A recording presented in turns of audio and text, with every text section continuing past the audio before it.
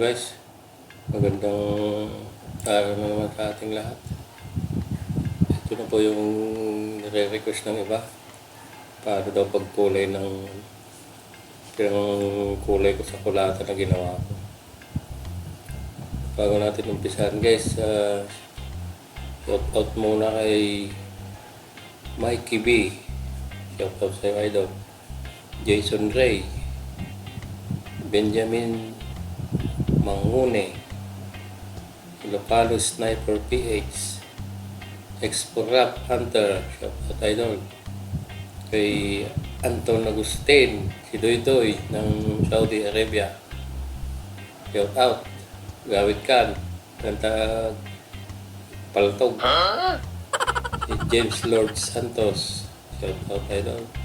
Yun Sumawang, Lester Antonio, Sherry Garcia, Raymond Licudine, Levi San Valentin Jr., GM Play, Remo Cayaw, at Frederick Miguel. Shout out sa inyo idol. At sa mga nanonood sa ating video, mga hindi ko nabanggit, shout out sa inyong lahat. Sige guys, tuloy na natin yung pagano. Ito, sinunog ko siya ng blowtorch para lumabas yung mga guhit-guhit.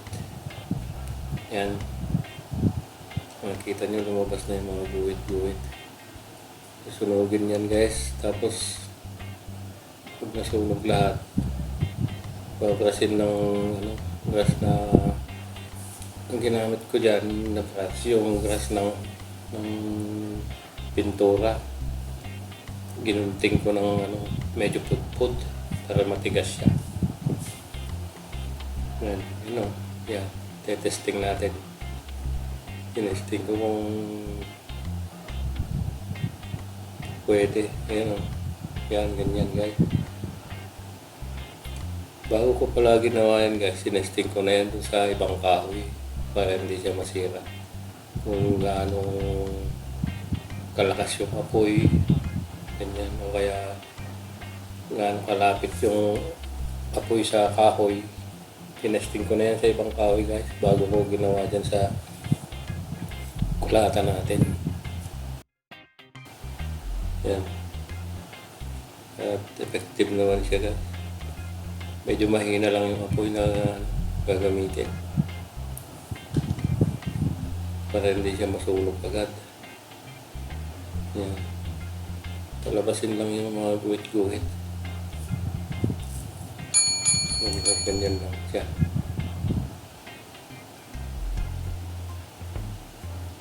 Yan. Yung iba nga nasobrahan sa sunog. Yan o, nangitim. Nasobrahan ko sa sunog, hindi ko na igalaw ka agad yung kamay. Baka malakas yung apoy, nakatutok masyado yung apoy.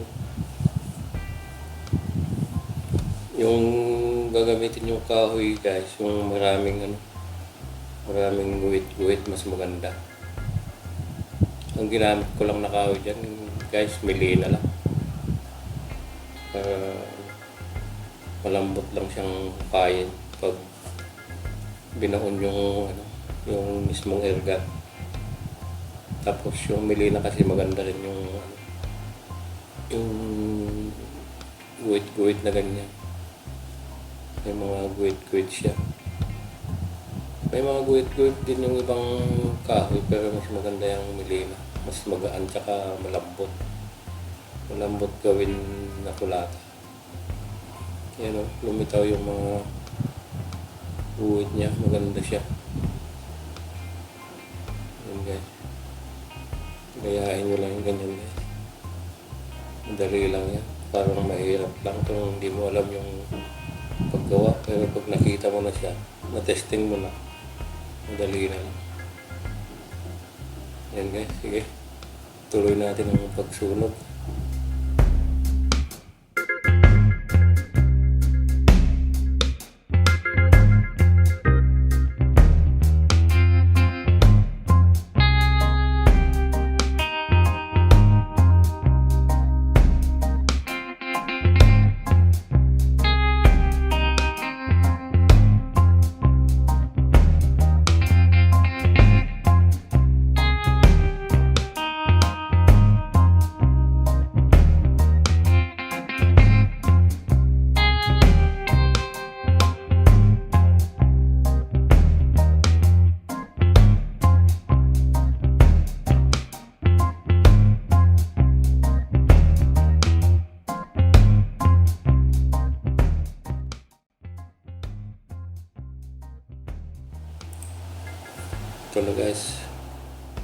Ayusin na natin siya. Tapos nang sunugin. Yan. Ganyan lang. Matanggal lang yung parang uling niya. Para hindi kumalat pag pinahiran ng kulay. Yan guys. Para tanggalin nyo lang yung nasunog na parte. Yung kulay itim.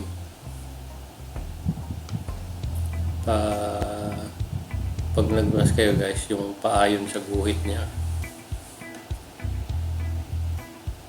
Para maganda yung hindi kalat yung hindi kumalat yung uling, yung kulay itim. Para lumabas yung puti. Kasi yung puti parte ng kahoy, doon papasok yung kulay. Yung puti-puti na yan. Yung itim, maiiwan na yan sa kahoy. Itim na talaga yan. Yung ikukulay naman natin, dyan magkukulay sa mga guhit na yan. Yung puti na yan. Kaya dapat malinis din yan guys. Hindi siya makulayan ng itim. Yan.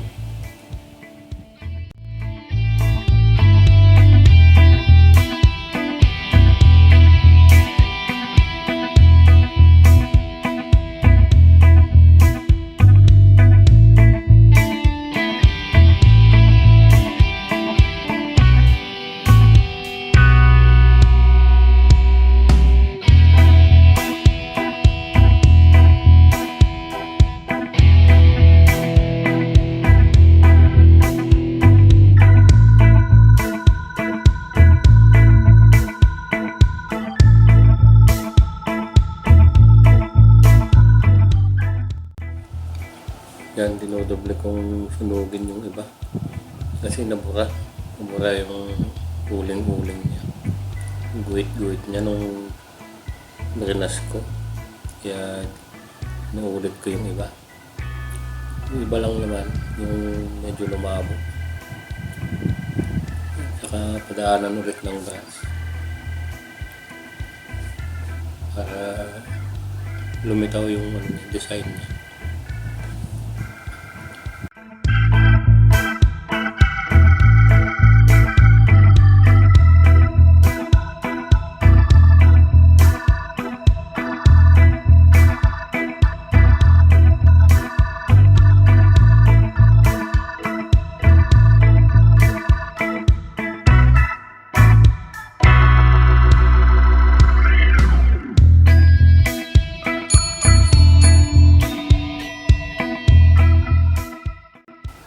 Ayan guys. Ayan, tapos na. Hindi maganda yung design dito banda. Wala siyang guhit na masyado. Ayan guys, tapos na. Pwede natin siyang kulayan. Gamit ko pala guys yung lumang ink ng tattoo ink. Expert na yan guys, kaya sayang na. Kaya yun ang sinubukan kong gamitin. Tinesting ko muna sa ibang kahoy yan guys. Effective naman. Timplahin nyo na lang kung gaano karami yung ink na ilalagay. Yung mga napanood ko guys, pwede pang gamitin yung ginamit nila. Yung food coloring. Kaya kung wala kayong tattoo ink guys, kahit anong kulay lang gamitin nyo. Food coloring, yung iba nga ginamit ano lang, full aid. Full aid na may kulay. Yung full aid na juice. May mga nabibiling pangkulay talaga guys sa online. Kaya lang experiment ko sa tattoo ink. Pwede naman, kaya yun lang ginamit ko. Sayang din yung ink ko, yung mga expert na ink ko. Kaya yun ang ginamit ko. Kung hindi nyo nga pala na itatanong guys, nagtatato rin kasi ako kaya marami akong ink na itatago. Wala kaming pakialam!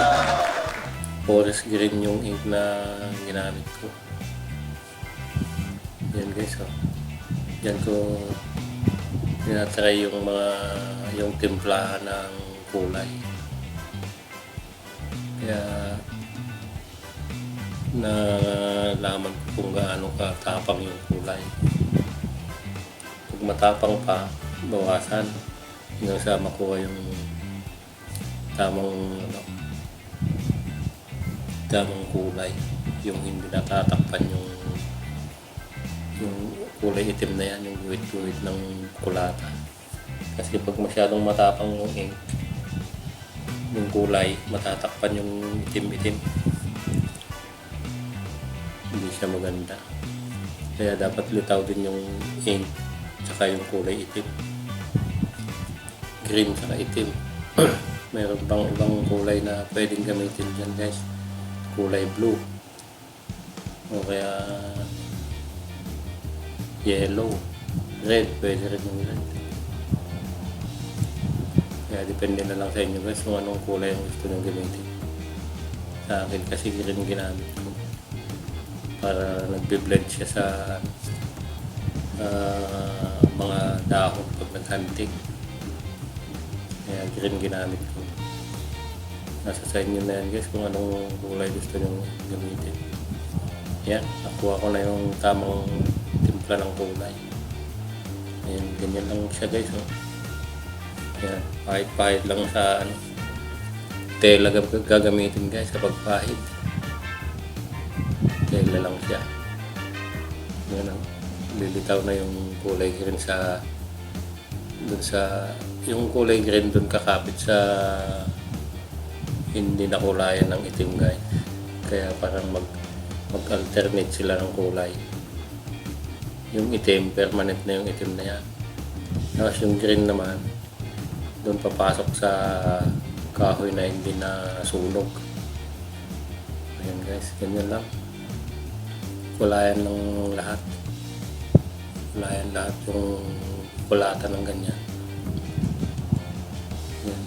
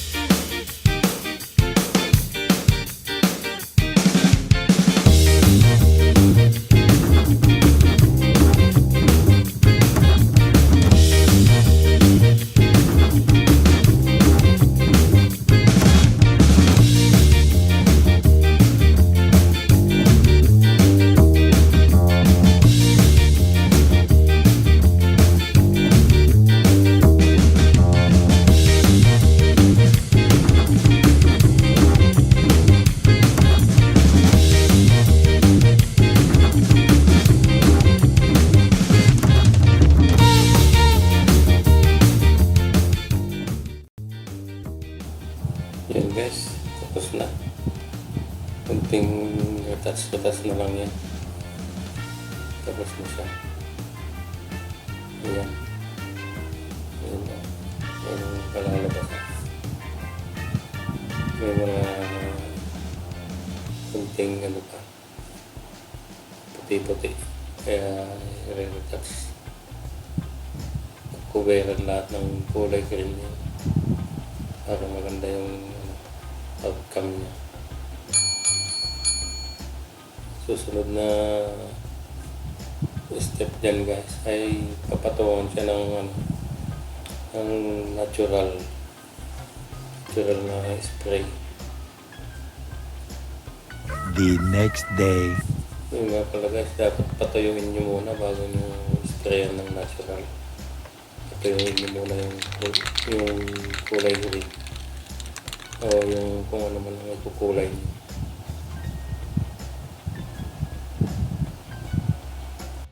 Yan. First coating na natin siya ng ano, ng natural guys, yung clear na spray, parang top coat niya, para may top coat siya. Dahan-dahan lang guys, manipis lang dapat kasi papatungan pa yan. Depende na sa inyo guys kung ilang patong gusto niyo. Sa akin ginawa ko ano yan, 4 na patong na maninipis.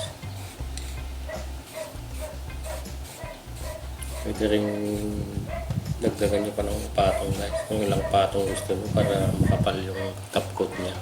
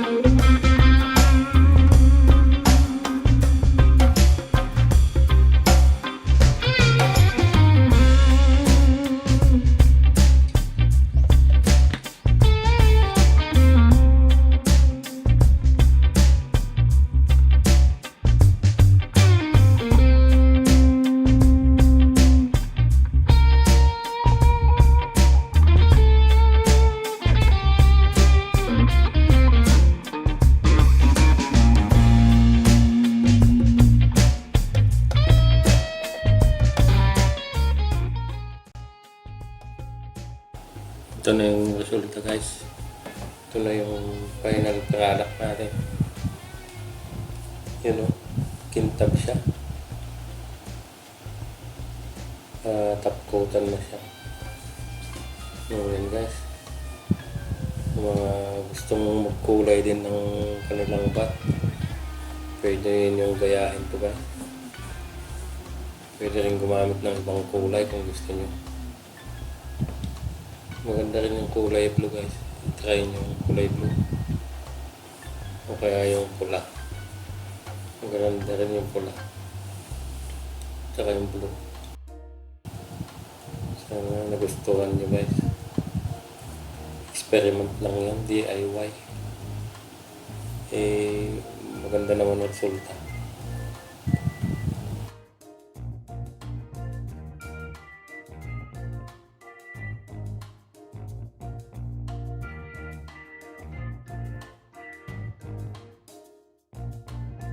Two hours later.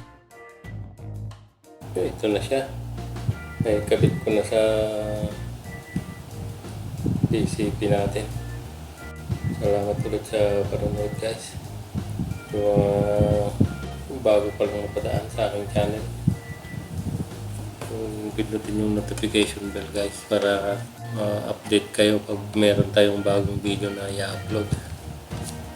At mag-like na rin kayo guys at comment kung anong tingin nyo sa ginawa natin. Okay guys, thank you sa panonood. Hanggang sa ulitin.